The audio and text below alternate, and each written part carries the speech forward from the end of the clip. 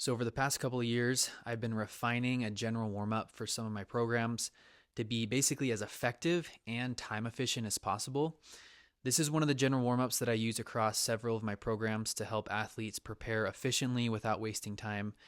The goal was pretty simple, just create something that prepares the entire body in a minimal amount of time without sacrificing quality. So, I had some criteria that this general warm up needed to follow. So, first, it needed to improve mobility across every major joint in the body.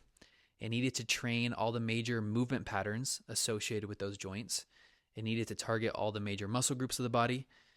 It needed to use dynamic movements to increase motor unit recruitment and activate the stretch reflex to prime the neuromuscular system to help prepare for the training session.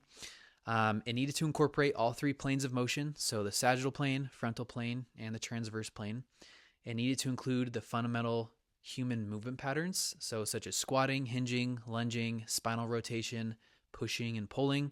And then it needed to have a gradual increase in heart rate, core temperature, and then also help with increasing joint fluid viscosity, which just comes from general movement.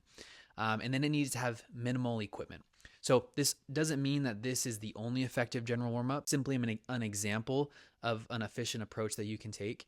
You can always add more exercises, volume, and complexity to a warm-up, but that can be taken too far, and people just end up wasting a lot of time with overly extensive warm-ups. So the goal here was to keep it as simple and time efficient as possible while still capturing the majority of the benefits a warm-up is intended to provide. So hope this helps.